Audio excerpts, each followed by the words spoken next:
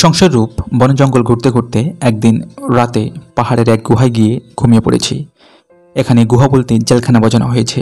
ঘুমিয়ে ঘুমিয়ে স্বপ্ন দেখলাম একজন লোক তার বাড়ির বিপরীত দিকে মুখ করে এক জায়গায় দাঁড়িয়ে আছে।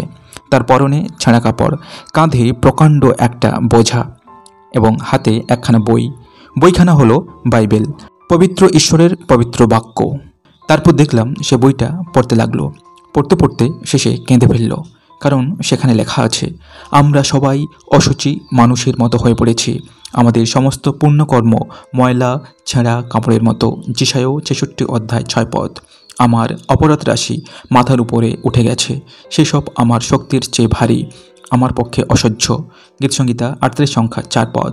আরও লেখা আছে, তোমাদের মধ্যে যে সব কিছু ত্যাগ করতে পারে না সে আমার শিষ্য হতে পারবে না।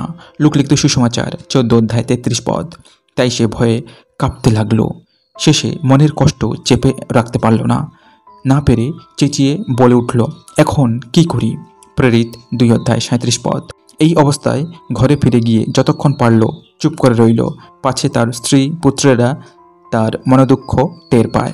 কিন্তু শেষে মনকষ্ট এমন পর্যায়ে পৌঁছলো যে সে আর চুপ করে থাকতে পারল না।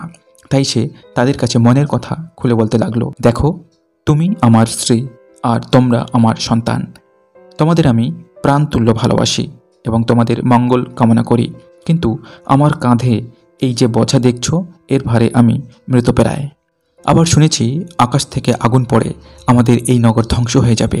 কি করে যে এ থেকে রক্ষা পাবো জানি না। যদি উপায় খুঁজে না পাই তাহলে আমাদের সবাইকে বড্ড কষ্ট পেয়ে মরতে হবে। এই কথা শুনে তার প্রিয়জনেরা বড় চিন্তায় পড়ে গেল। তারা যে তার কথায় গুরুত্ব বুঝে চিন্তিত হয়েছিল তা নয়, কিন্তু ভাবল তার মাথায় কিছু গণ্ডগোল হয়েছে। রাতে ভালো ঘুম হলে সব ঠিক হয়ে যাবে। তাই তাড়াতাড়ি করে তাকে ঘুমানোর ব্যবস্থা করে দিল। কিন্তু মনকষ্ট দিনে যেমন ছিল রাতেও তেমনি থাকলো। তার ঘুম হলো না। চোখের জলে বুক ভাসিয়ে আর দীর্ঘ নিঃশ্বাস ফেলে তার রাত কাটল। সকাল হতেই আত্মীয় স্বজনেরা এসে জিজ্ঞাসা করল, রাতে কেমন ছিলে? সে বলল, দিনের চেয়েও খারাপ। এই বলে আবার সেই কথা বলতে লাগলো। কিন্তু কেউ তার কথায় কান দিল না, বরং ভাবল উত্তর না দিয়ে কঠোর হলে তার খেপাটেপনা ঠিক হয়ে যাবে। সুতরাং তারা কখনো তাকে বিদ্রুপ করতে, কখনো ধমক দিতে, আবার কখনো তাকে উপেক্ষা করতে লাগলো। জাগতিক মনা লোকেরা, এমনকি আত্মীয় স্বজনও প্রকৃত খ্রিস্টবিশ্বাসীকে অনেক সময় খেপাটে মনে করে, বিদ্রুপ এবং তাড়না করে। কিন্তু প্রভু বলেছেন, যারা তার জন্য তাড়না সহ্য করে তারা ধন্য। মথিলিত সুসমাচার ৫ অধ্যায় ১০ থেকে ১২ পদ, ১০ অধ্যায় ৩২ থেকে ৩৮ পদ। বেচারি নীরবে আত্মীয় প্রিয়জনদের জন্য দুঃখ করত এবং মঙ্গল প্রার্থনা করত, আর নিজের দুর্দশার জন্য বিলাপ করত। আবার কখনো বা কোনো নির্জন মাঠে গিয়ে পায়চারি করতে করতে প্রার্থনা করত এবং হাতের বইটা পড়ত। এইভাবে কিছুদিন কাটলো। তারপরে দেখলাম সে রোজই মাঠে যায় আর বইখানা পড়ে। পড়তে পড়তে তার মনোদুঃখ আরও বেড়ে যেতে লাগলো। একদিন পড়তে পড়তে আগের মতো চিৎকার করে বলে উঠল, পরিত্রাণ পাওয়ার জন্য আমাকে কী করতে হবে? প্রেরিত ১৬ অধ্যায় ৩০-৩১ পদ। আরও দেখলাম লোকটা এদিক ওদিক তাকাচ্ছে, যেন পালাবার পথ খুঁজছে। কোনো পথ না পেয়ে শেষে চুপ করে দাঁড়িয়ে রইল। এমন সময় সুসমাচার প্রচারক নামে একজন ভদ্রলোক এসে জিজ্ঞাসা করলেন, তুমি এমন চিৎকার করছো কেন? সে উত্তর করল, আমার হাতে যে বইখানা দেখছেন এটা পড়ে আমি বুঝতে পেরেছি আমি একজন অপরাধী। আমার প্রাণদণ্ড হবে, মৃত্যুর পর আবার বিচার হবে। এব্রিয় ৯ অধ্যায় ২৭ পদ।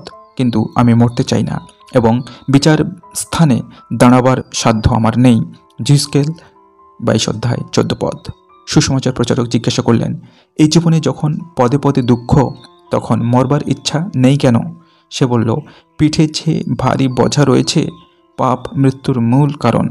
মৃত্যুর পর যদি এর ভারে কবর থেকে নিচে গিয়ে শেষে তফতে অর্থাৎ অগ্নিকুণ্ডে পড়ি। যিশায় ৩০ অধ্যায় ৩৩ পদ, জিরমীয় ১৯ অধ্যায় ৬ থেকে ১৪ পদ। তাই মরতে ভয় হয়। আবার যখন কারাগারে যেতে প্রস্তুত নই, তখন বিচার স্থান এবং সেখান থেকে স্বাস্থ্যের স্থানে যেতে প্রস্তুত নই। এই সব চিন্তাই আমাকে অস্থির করে তুলেছে। তখন সুসমাচার প্রচারক বললেন, মনের অবস্থা যখন এমন, তাহলে দাঁড়িয়ে আছো কেন? সে উত্তরে বলল, কোথায় যাব কিছুই জানি না, তাই দাঁড়িয়ে আছি। তখন সুসমাচার প্রচারক তার হাতে একটা চিঠি দিলেন। তাতে লেখা ছিল, আসন্ন কব থেকে পালাও।